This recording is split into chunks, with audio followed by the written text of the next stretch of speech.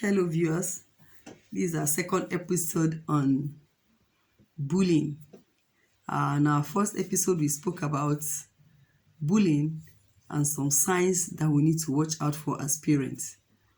On this second episode, we're going to be talking about the roles, the remedies that we have to apply in order to say no to bullying.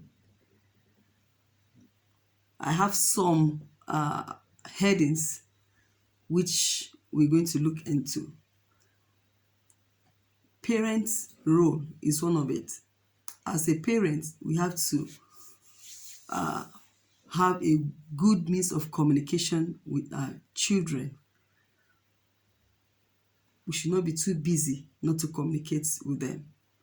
On your way going home, if you're driving them from school, when they come back from school, try to find out how was the lunch, what happened today during lunchtime, during breakfast time, who did you sit with in the class? Try to find out what happened when you were going to the toilet. They are minor things, but they really mean a lot. By asking them those probing questions, they may give you some vital information which can be a clue to what has happened in the course of the day. Perhaps that child has passed through bullying or not. And as a parent, we have to try as much as possible to find out the company of friends that our children keep. Who is your child's friend is very important, even as low as from primary level, not to talk about secondary, so that you can be able to encourage such a child and educate him on having to make friends with a child that is well behaved, or having learning how to not to be friendly with a child that is not well behaved. So let your child be free to talk to you, because some of us, we were so busy and keep on procrastinating. Okay, don't worry, we'll talk later. Meanwhile, that child is suffering with some issues that he needed to, share with you as a parent. I also mentioned it in the form in our last edition, that we have to find out about the kind of school we actually wanted to register our kids into. Don't shut down the kids. When a child wants to talk to you, don't shut him down. Don't shut her down. By shutting down that child may never open up to you again. Show them some love and try to build confidence in them. Number 2 remedy is about the school. The school has vital role to play. Once there is a red flag, just like we mentioned, I wouldn't want to repeat those points. Once there is a red flag that you got to know about bullying on your child, you have to contact the school to find out that when did it start? What measures, what step have they taken to curb it? These are important information. And if they say they have taken some steps, you have to keep on making a kind of a follow-up to ensure that has the bullying attitude stopped or not.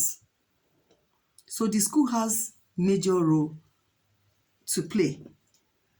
Also, as a school, it is important at this level, based on recent happenings all over, the school have to make a kind of a policy.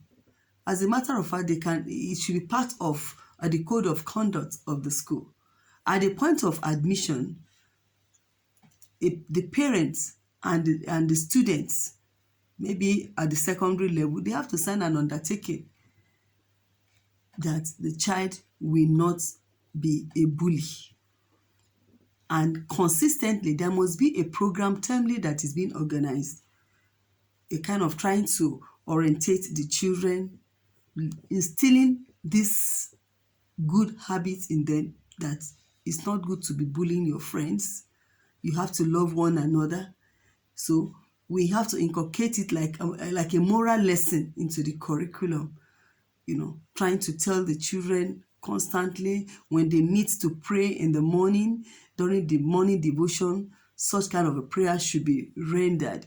If they're in the boarding house, it has to be a form of a routine in the morning and in the evening before light out, to make a kind of a prayer, praying, asking God to give them the spirit of love, not to bully one another, there must be an awareness program, perhaps during the orientation period when they resume school, on this issue of bullying.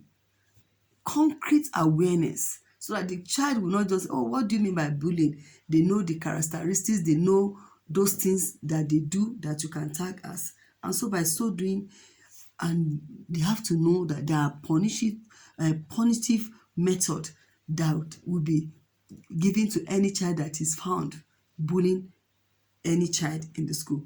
And for the teachers have to be very, very vigilant. We have to be good observers. Either you're a PE teacher, whatever kind of staff you are in the school, we have to be vigilant, because by so doing we can observe if a child is undergoing some emotional depression, so that we stop it or be able to help out. In every school, is advised to have a guidance and counselor. The guidance and counselor were in a better position to be able to talk and counsel such a child that is usually bullying. And if that child resists, the parents have to be informed. There's no need to procrastinate. The parent needs to be informed on time, so that measures should be taken to stop it. And feedback to the parent is very important, so that to know that, this attitude has been stopped or it hasn't been stopped. And if the attitude has not been stopped by that child, it means the child must face some punishment, either go on suspension, perhaps it can even be expelled if the life of kids are in danger. In most at times, we have, I mentioned it in the former, my last episode, the gang bullying. If you see kids working together in form of cliques, and that particular in the groups, they are always fond of bullying.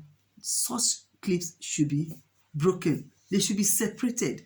Maybe their classes should be separated, their sitting position should be separated, so that to curb such kind of an attitude. There are so lots of measures that we can use to curb the issue of bullying. It is my prayer that even as the year starts, each and every of our children that have resumed school, they will end well, they will finish well, and will always rejoice over them. Until I come your way next time, please subscribe and like my video. Thank you.